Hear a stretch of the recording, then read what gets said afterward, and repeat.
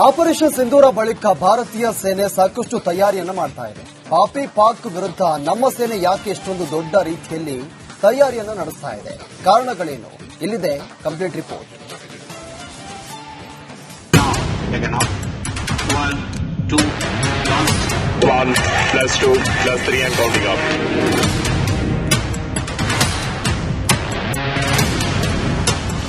Operation ಸಿಂಧೂರದಲ್ಲಿ Pakistan 22 ನಿಮಿಷಕ್ಕೆ ಮಂಡಿಯೂರಿತು.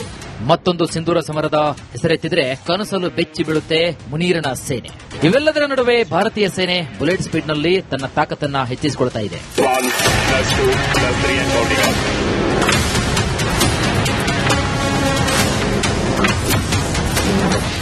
10 ದಿನಗಳಲ್ಲಿ 4 ಮಾರಕ ಮಿಸೈಲ್ ಪರೀಕ್ಷೆ, ಶತ್ರುಗಳ ಕಣ್ತಪ್ಪಿಸಿ ಮಹಾ ಕ್ಷಿಪಣಿಗಳ ಪ್ರಯೋಗ. ಚೀನಾದ ಬೇಹುಗಾರಿಕಾ ನೌಕೆ ಇಂಡೋನೇಷ್ಯಾ ಕರಾವಳಿಯಲ್ಲಿದ್ದುಕೊಂಡೇ ಭಾರತದ ಕ್ಷಿಪಣಿಗಳ ಟ್ರಾಜೆಕ್ಟರಿ ಟ್ರ್ಯಾಕ್ ಮಾಡುವ ಪ್ಲಾನ್ ಮಾಡಿತ್ತು. ಚೀನಾಗೂ ಗೊತ್ತಿತ್ತು ಭಾರತದ ಕ್ಷಿಪಣಿ ಪ್ಲಾನ್. ಹಾಗಾಗಿ ಭಾರತ ಚೀನಾ ಸ್ಪೈ ನೌಕೆಯ ದಿಕ್ಕು ತಪ್ಪಿಸಿ 10 ದಿನಗಳಲ್ಲಿ 4 ಘಾತಕ ವಿಧ್ವಂಸಕ ಕ್ಷಿಪಣಿಗಳ ಟೆಸ್ಟ್ ಮಾಡಿ ಮುಗಿಸಿದೆ. ಒಂದೊಂದು ಕ್ಷಿಪಣಿಗಳ ತಾಕತ್ತು ನೋಡಿದ್ರೆ ಶತ್ರುಗಳು ದಿಗಿಲು ಬೀಳುತ್ತಾರೆ.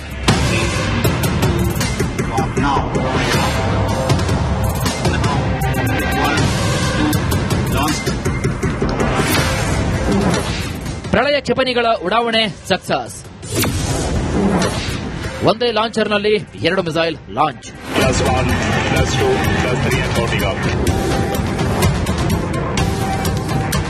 ಹೆಸರಿಗೆ ತಕ್ಕಂತೆ ಇದು ಪ್ರಳಯವೇ. ಒಂದೇ ಲಾಂಚರ್ನಲ್ಲಿ ಬ್ಯಾಕ್ ಟು ಬ್ಯಾಕ್ 2 ಪ್ರಳಯ ಮಿಸೈಲ್ಗಳನ್ನ ಡಿಆರ್ಡಿಒ ಟೆಸ್ಟ್ ಮಾಡಿದೆ. ಇದು ಒಂದು ಸಲಕ್ಕೆ 1 ಟನ್ ಬಾಂಬ್ ಹೊತ್ತು ಶಬ್ದಾತೀತ ವೇಗದಲ್ಲಿ ಸಾಗಿ ಶತ್ರುಗಳನ್ನ ಟಾರ್ಗೆಟ್ ಮಾಡಿ ನೆಲಸಮ ಮಾಡಬಲ್ಲದು. ಇದರ ಈಗಿನ ಟಾರ್ಗೆಟ್ ವ್ಯಾಪ್ತಿ 500 ಕಿಲೋಮೀಟರ್. ಬೇರೆ ಬೇರೆ ತೂಕದ ಬಾಂಬ್ಗಳನ್ನು ಇಟ್ಟು ಪರೀಕ್ಷೆ ಮಾಡಲಾಗಿದೆ.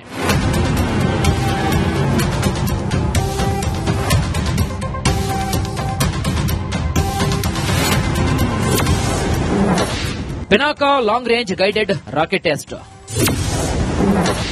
ಈ ರಾಕೆಟ್ ಟೆಸ್ಟ್ ಕೂಡ ಸಂಪೂರ್ಣ ಯಶಸ್ವಿ.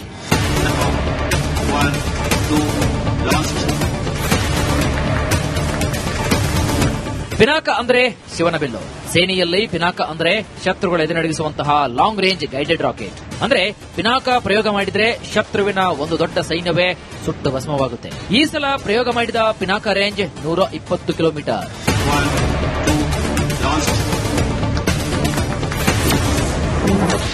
K4 ಶ್ರೇಣಿಯ ಖಂಡಾಂತರ ಕ್ಷಿಪಣಿಯ ಪರೀಕ್ಷೆ.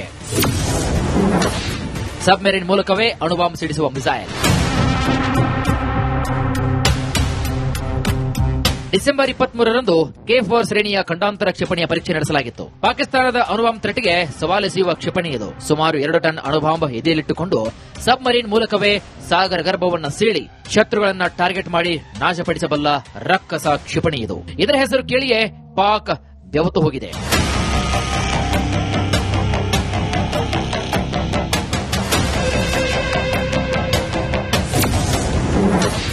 ಆಕಾಶ್ ಎಂಜಿ ಕ್ಷಿಪಣಿ ಪರೀಕ್ಷೆಯು ಯಶಸ್ವಿ. ಆಪರೇಷನ್ ಸಿಂಧೂರ ನುಡಿದವರಿಗೆ ಆಕಾಶ್ ಕ್ಷಿಪಣಿ ಬಗ್ಗೆ ಹೇಳಬೇಕಾಗಿಲ್ಲ. ಪಾಕಿಸ್ತಾನದ ಚೀನಾ ನಿರ್ಮಿತ ವಾಯು ರಕ್ಷಣಾ ವ್ಯವಸ್ಥೆಯನ್ನ 55 ಸೆಕೆಂಡ್ಗಳಲ್ಲಿ ಪುಡಿ ಮಾಡಿದ ಕ್ಷಿಪಣಿ ಇದು. 22 ನಿಮಿಷಗಳ ಪಾಕ್ ಶರಣಾಗತಿ ಹಿಂದಿನ ಅತಿದೊಡ್ಡ ಶಕ್ತಿಯೇ ಆಕಾಶ್. ಈಗ ಆಕಾಶ್ ಎನ್ಜಿ ಅಂದ್ರೆ ನ್ಯೂ ಜನರೇಷನ್ ಆಕಾಶ್ ಕ್ಷಿಪಣಿಗಳನ್ನ ಟೆಸ್ಟ್ ಮಾಡಲಾಗಿದೆ. ಭಾರತದ ವಾಯು ರಕ್ಷಣಾ ವ್ಯವಸ್ಥೆಯಲ್ಲಿ ಇದು ಮುಖ್ಯ ಪಾತ್ರವನ್ನು ವಹಿಸುತ್ತೆ. ಏಕಕಾಲದಲ್ಲಿ ಇದು 10 ಮಿಸೈಲ್ಗಳನ್ನ ಲಾಂಚ್ ಮಾಡಬಲ್ಲದು. ಅಷ್ಟೇ ಅಲ್ಲ, 120 ಕಿಲೋಮೀಟರ್ ವ್ಯಾಪ್ತಿಯಲ್ಲಿ ಬರುವಂತಹ ಯಾವುದೇ ಫೈಟರ್, ಡ್ರೋನ್ ಮಿಸೈಲ್ಗಳು ಇದಕ್ಕೆ ತೃಣಸಮಾನ. ಹಾಗಾಗಿ 10 ದಿನಗಳಲ್ಲಿ 4 ಮಿಸೈಲ್ ಪರೀಕ್ಷೆ ಮಾಡಿದ್ದು ಚೀನಾ ಮತ್ತು ಅಮೆರಿಕದ ಚಿಂತೆಗೂ ಕೂಡ ಕಾರಣವಾಗಿದೆ. Bureau report, republic Kannada.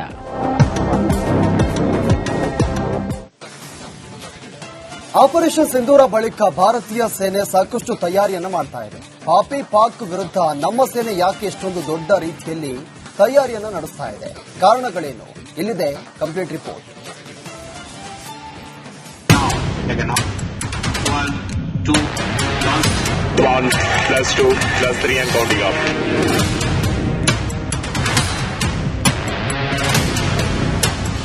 Operation ಸಿಂಧೂರದಲ್ಲಿ Pakistan 22 ನಿಮಿಷಕ್ಕೆ ಮಂಡಿಯೂರಿತು. ಮತ್ತೊಂದು ಸಿಂಧೂರ ಸಮರದ ಹೆಸರೆತ್ತಿದ್ರೆ ಕನಸಲು ಬೆಚ್ಚಿ ಬೀಳುತ್ತೆ ಮುನೀರನ ಸೇನೆ. ಇವೆಲ್ಲದರ ನಡುವೆ ಭಾರತೀಯ ಸೇನೆ ಬುಲೆಟ್ ಸ್ಪೀಡ್ನಲ್ಲಿ ತನ್ನ ತಾಕತ್ತನ್ನ ಹೆಚ್ಚಿಸಿಕೊಳ್ತಾ ಇದೆ.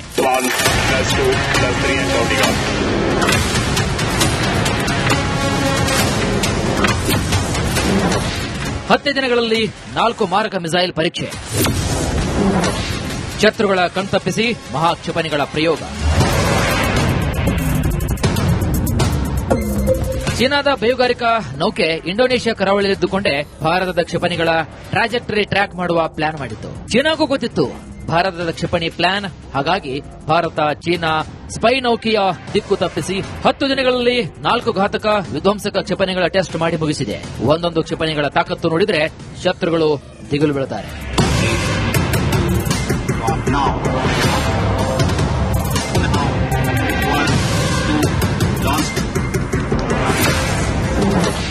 ಪ್ರಳಯ ಕ್ಷಿಪಣಿಗಳ ಉಡಾವಣೆ ಸಕ್ಸಸ್. ಒಂದೇ ಲಾಂಚರ್ನಲ್ಲಿ 2 missile launch.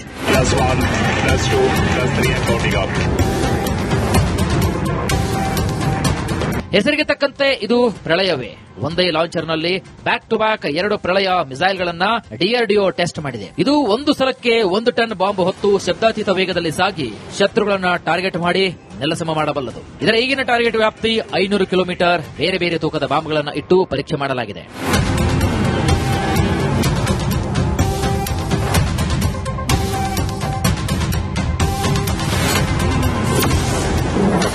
Pinaka long range guided rocket test. ಈ ರಾಕೆಟ್ ಟೆಸ್ಟ್ ಕೂಡ ಸಂಪೂರ್ಣ ಯಶಸ್ವಿ.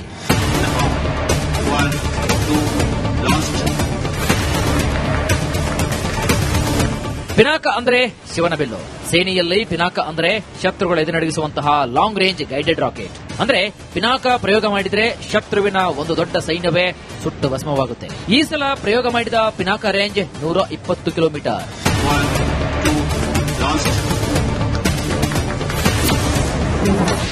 K4 ಶ್ರೇಣಿಯ ಖಂಡಾಂತರ ಕ್ಷಿಪಣಿಯ ಪರೀಕ್ಷೆ. ಸಬ್ಮೆರಿನ್ ಮೂಲಕವೇ ಅಣುಬಾಂಬ್ ಸಿಡಿಸುವ ಮಿಸೈಲ್. ಡಿಸೆಂಬರ್ 23ರಂದು K4 ಶ್ರೇಣಿಯ ಖಂಡಾಂತರ ಕ್ಷಿಪಣಿಯ ಪರೀಕ್ಷೆ ನಡೆಸಲಾಗಿತ್ತು. ಪಾಕಿಸ್ತಾನದ ಅಣುಬಾಂಬ್ ತಟ್ಟಿಗೆ ಸವಾಲೆಸೆಯುವ ಕ್ಷಿಪಣಿ ಇದು. ಸುಮಾರು 2 ಟನ್ ಅಣುಬಾಂಬ್ ಎದೆಯಲ್ಲಿಟ್ಟುಕೊಂಡು ಸಬ್ಮರೀನ್ ಮೂಲಕವೇ ಸಾಗರ ಗರ್ಭವನ್ನು ಸೀಳಿ ಶತ್ರುಗಳನ್ನ ಟಾರ್ಗೆಟ್ ಮಾಡಿ ನಾಶಪಡಿಸಬಲ್ಲ ರಕ್ಕಸ ಕ್ಷಿಪಣಿ ಇದು. ಇದರ ಹೆಸರು ಕೇಳಿಯೇ ಪಾಕ್ ಬೆವತು ಹೋಗಿದೆ.